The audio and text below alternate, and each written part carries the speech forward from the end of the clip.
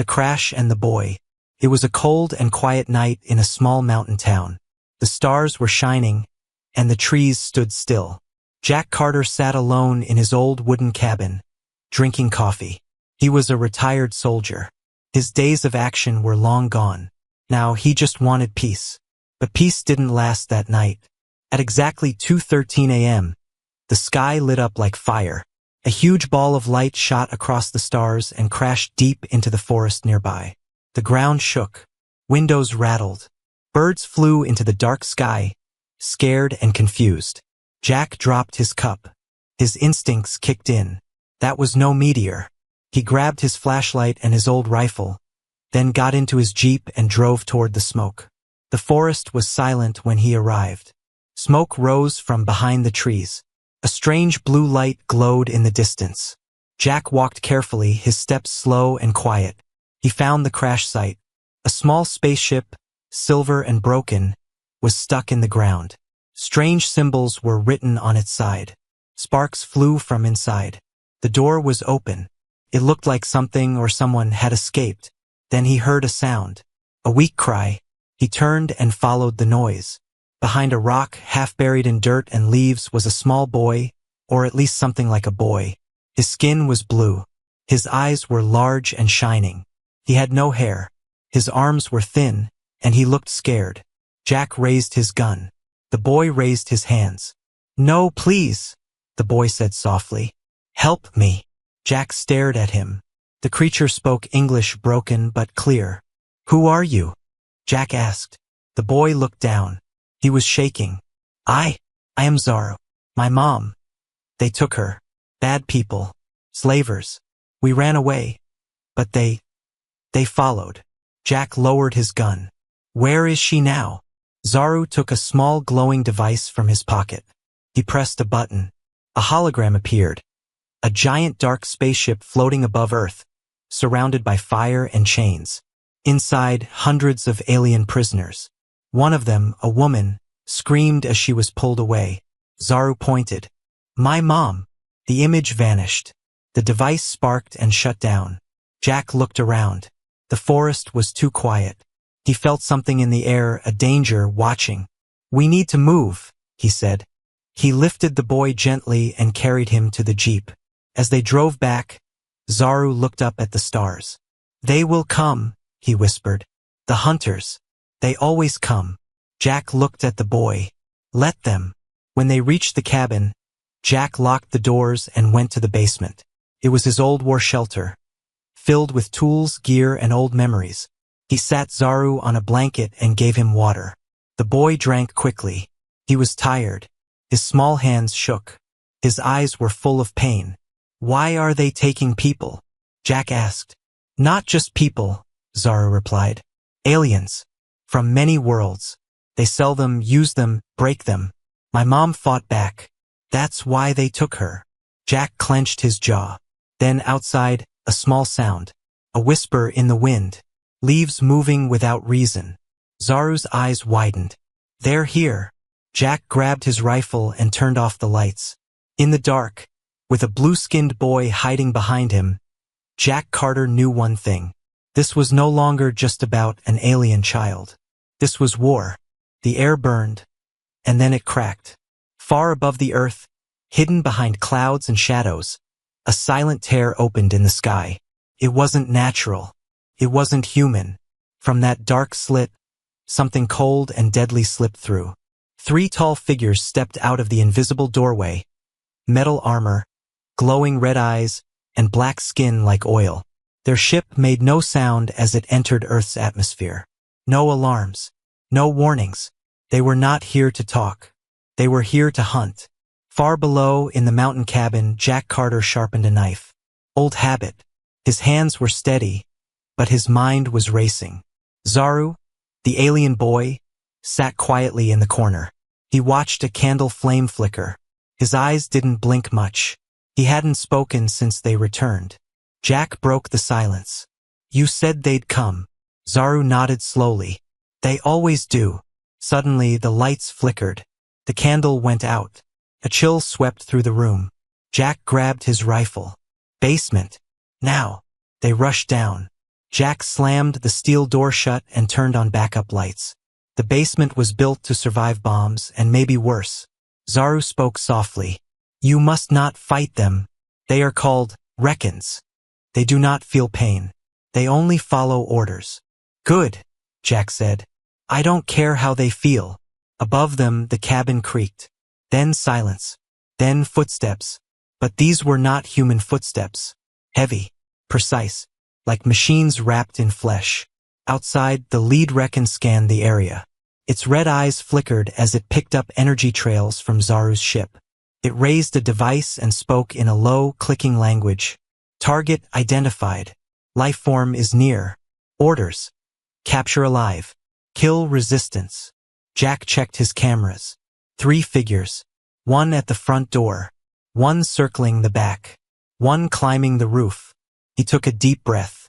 They're here. Zaru stared at the monitor. We must run. No, Jack said. We must make them bleed. He handed Zaru a small walkie. Stay hidden. No matter what happens, don't come out. Zaru hesitated. You will die. Jack smiled. I've heard that before. The first Reckon kicked down the door. Boom! The entire cabin shook. Wood cracked. Dust rose.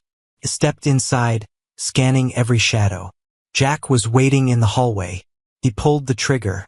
Boom! 1 shot. Direct hit to the chest. The Reckon staggered, sparks flew, but it kept walking. Slowly, without emotion. Jack threw a flash grenade and ran. In the forest outside, the second hunter moved fast. It sniffed the air, following Zaru's scent. Suddenly, boom! A trap exploded beneath its feet. Fire and shrapnel.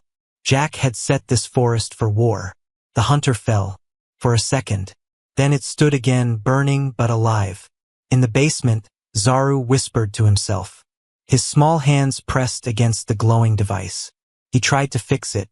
If I can power it, I can show him more. He must see what's coming. He pressed a button. The device buzzed, glowed, then shut down again. No! Zaru's voice cracked. Above him, more gunfire. Glass breaking. Roars in the dark. Jack was bleeding now. Shoulder wound. But he wasn't done.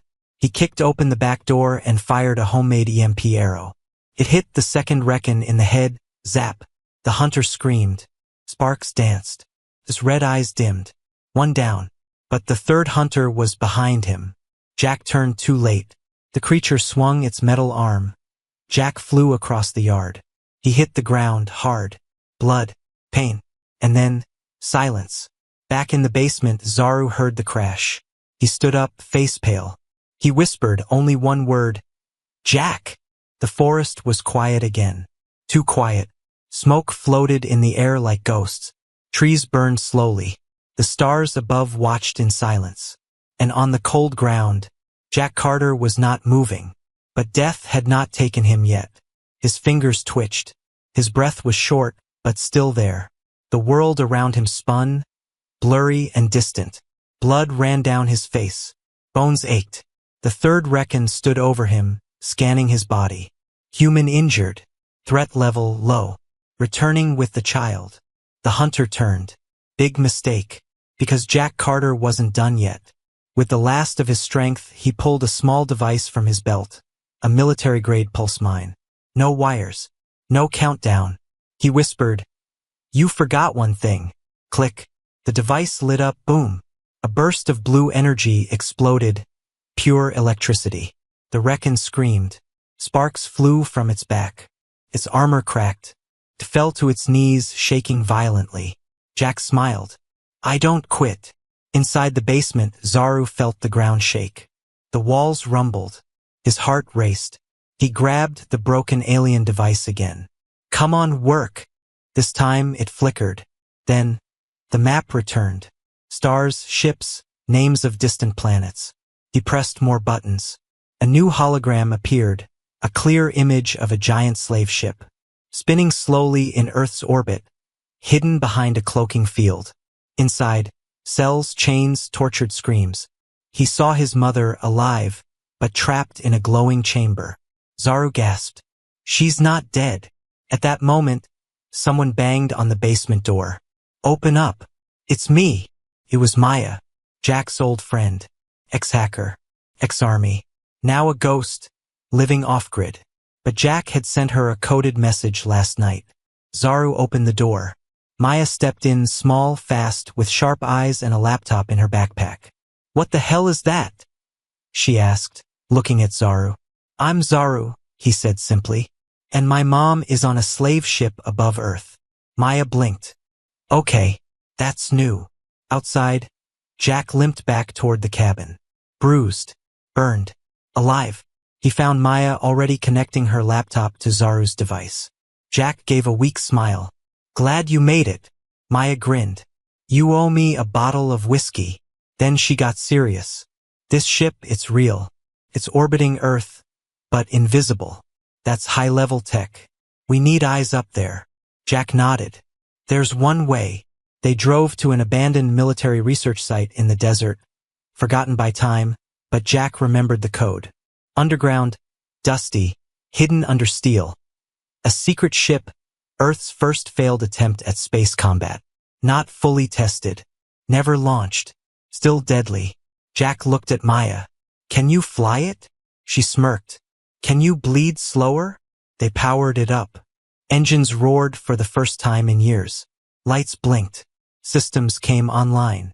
The alien device connected to the ship's NAV system. Zaru looked out the window, eyes full of fear and hope. "We're going to save her, right?" Jack put a hand on his shoulder. "We're going to do more than that. We're going to send a message." Above Earth, in the shadows of stars, the slave ship floated, cold, massive, silent. Inside, a siren began to flash red. One of the guards shouted, "Unidentified Earth ship approaching. Prepare defenses." They didn't know that humanity was coming. Silence, then thunder. The Earth ship broke through the clouds like a bullet from the sky. Silver, sharp, and angry. It wasn't perfect. It wasn't built for war. But right now it had one purpose: to reach the monster hiding above Earth. Inside the ship, Jack Carter tightened the straps on his chest armor. Blood still dried on his neck, but his eyes burned with fire. Across from him, Zaru sat still, hands shaking slightly. Maya clicked away at her laptop, guiding the ship's path through the upper atmosphere. The alien boy finally asked, "What if they see us first?" Jack looked at him. "Then we hit first." Up above, hidden by cloaking tech, the slave ship waited dark, silent, cold. It looked like a floating prison mixed with a machine graveyard. Spikes, chains, endless metal walls. Inside, alarms began to flash. Unauthorized vessel detected. The guards prepared. They expected weak resistance. They didn't know humanity was done being silent. Maya yelled, "Strap in. We're coming in hot." Jack grabbed the controls. The ship shook violently as they hit the edge of space. Lights flickered. The nose of the craft aimed straight at the invisible slave ship. Zaru's device glowed and made a beeping sound. "It's working," he said. "I've unlocked the entrance gate." Before Maya could ask what gate, a massive circular door appeared in space, opening slowly with a grinding growl, just long enough for them to slip in. They flew straight into the beast's mouth. Inside was chaos.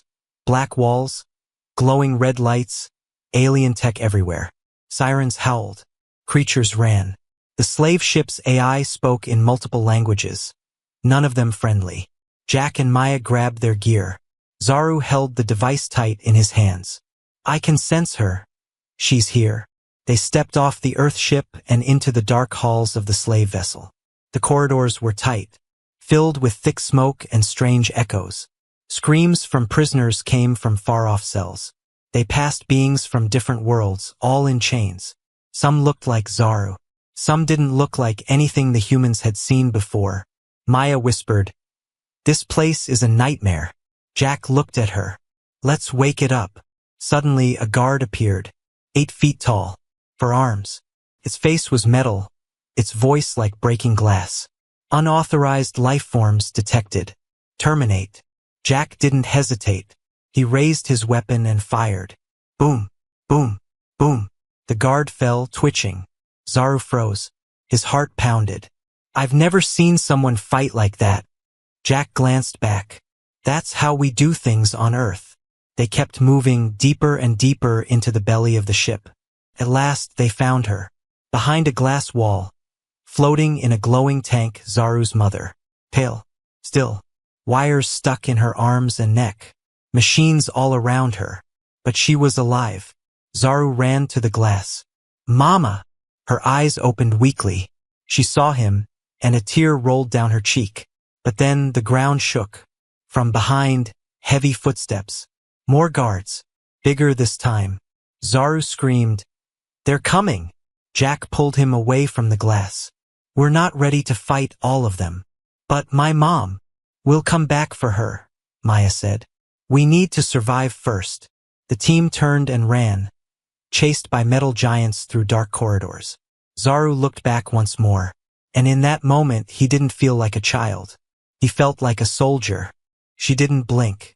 Zaru's mother floated in the glowing tank, eyes wide open, face still, lips trembling. She saw her son, and yet said nothing. Something was wrong, very wrong. Back in the stolen Earthship, alarms were blaring. Maya pushed buttons furiously while smoke filled the air. Jack slammed the door shut behind them, breathing hard. Zaru fell to his knees, staring through the small window at the massive slave ship shrinking behind them. "We left her," he whispered. Jack wiped blood from his face. "We'll come back. I swear." Zaru didn't speak. He simply stared ahead, as if listening to something no one else could hear. 2 hours later. Safe zone. Low orbit. The Earthship hovered behind the moon, hidden. Jack treated his wounds in silence. Maya checked the device again. Whatever tech they used on his mom, it was biological. Deep. Twisted. Zaru stood alone in the corner, hands by his side, eyes glowing softly now. Maya noticed first. "Jack, look at the boy." Zaru turned to face them, and then he spoke, but his voice was different. Deeper, stronger, calm like a machine. "They didn't just take her. They changed her." Jack stood up slowly. "What are you talking about, kid?" Zaru closed his eyes, and suddenly, the screens in the ship all flickered on, one by one, without anyone touching them. Maps, blueprints, alien language. Then a file opened. Project Mindborn. Jack and Maya looked at the screen. Video clips showed alien scientists building something. Not weapons. Not bombs. Children. "They created me," Zaru said, voice almost not his own. "In a lab. Not to play. Not to learn. But to control minds. I was born to obey their code. But my mom, she stole me and ran." Maya whispered, "That's why they want you back so badly." Zaru nodded. "Because I'm the only one who can break the system from the inside." Jack stared at the boy. "You can control the ship?" Zaru looked down. "Only a little. I'm not strong enough. Yet, they blocked my full power. My mother was trying to unlock it before they took her." Maya stepped forward. "Then we go back. You get inside their systems, find her, and shut them down." Jack added, "From the inside." Zaru shook his head slowly. "They've started changing her mind too. She may not even remember me. She may fight us." Silence filled the ship. Then Jack spoke quietly.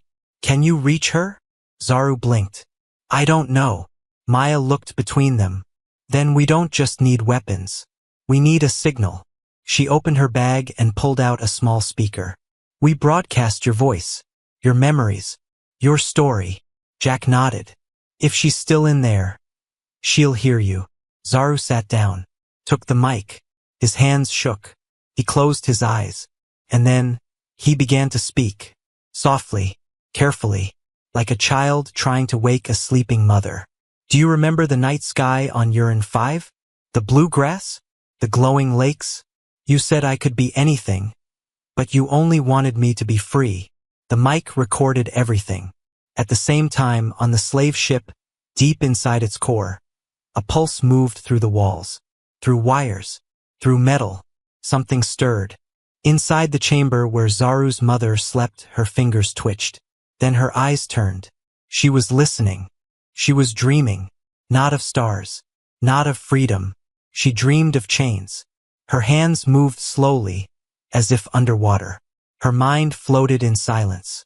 But a voice far away called her name. A child's voice. Her son. And something inside her cracked. Location. Deep inside the slave ship. Zaru's mother, once known as Lyri, opened her eyes. The chamber lights blinked red. Wires wrapped around her skull. A needle pumped black liquid into her veins. Her heart beat unnaturally slow. Subject 77A. Memory wipe incomplete. Emotional fragments detected. The AI controlling the ship's lab paused. It had seen this before, a subject resisting the programming. That was dangerous. It sent more current into her brain. But this time, she fought back.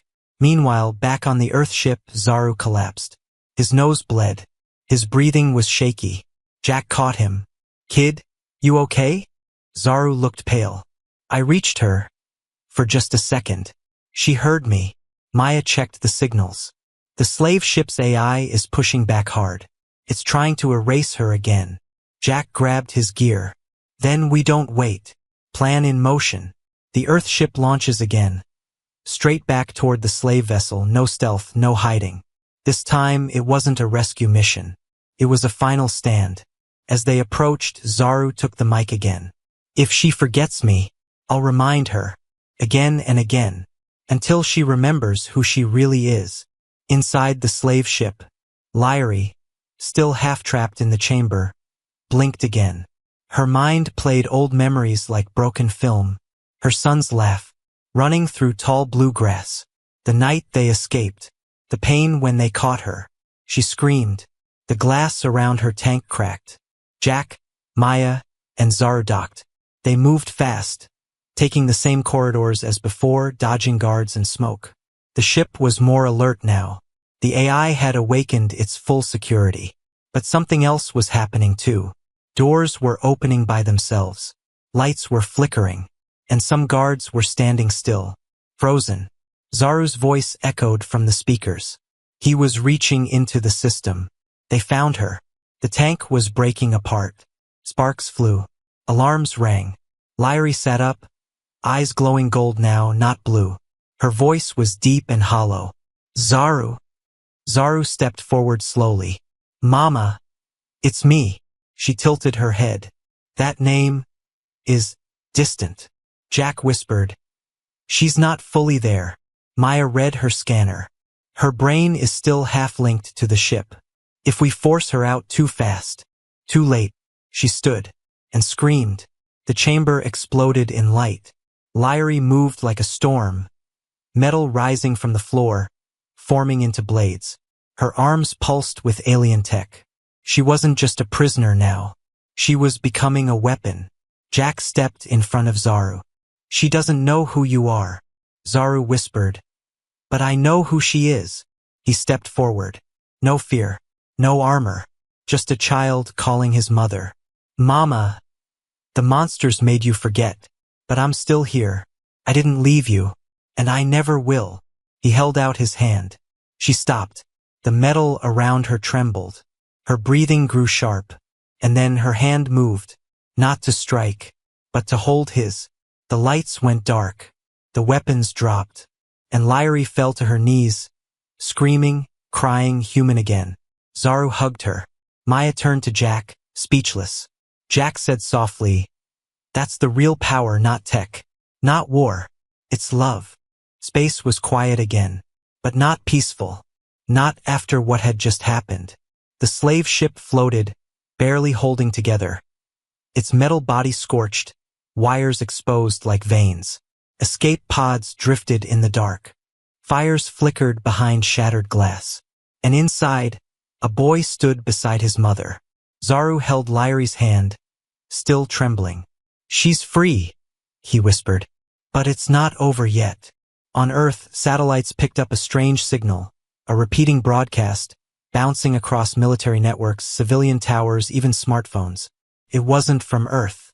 And it wasn't a cry for help. It was a warning. 1 hour earlier, Jack, Maya, Zaru, and Lyrie stood in the control chamber, the heart of the slave ship. Sparks flew. Screens flashed red. Core failure in 17 minutes. The ship was dying. Maya looked around. We need to send a message. Not just to Earth, but to whoever made this nightmare. Zaru nodded. They used me as a tool. Now I'll use their own system to expose them. He placed the device, the one they'd carried through every battle, into the ship's main console. It lit up. A map appeared, hundreds of dots blinking across the galaxy. Jack leaned closer. Those are more ships. Maya's face went pale. They're everywhere. Zaru pressed a button. Not anymore. The message began. Screens across Earth flickered. News channels were interrupted. Radios cut out. Holograms activated. The whole planet froze as the message played. A boy's voice. A blue-skinned child. Standing inside a burning slave ship. My name is Zaru. I was born in a lab, raised in a cage, and trained to obey. But I chose to fight. Images followed. Alien prisons, chains, beings from other worlds crying in silence. Then humans. Jack, Maya. Their faces. They found me. They helped me. They didn't run. A long pause. Then the final words. Earth is not weak. Humanity is not prey. If you come for them, they will come for you. Back on the ship, countdown ticking. Jack placed a final charge on the reactor. Zaru looked at him. You're sure? Jack smiled. Let's send them something they'll never forget. They raced to the escape pod, Lyrie limping but alive. 1 minute later, from Earth it looked like a new star had formed in orbit. Then it exploded. A quiet flash in the sky. One evil erased.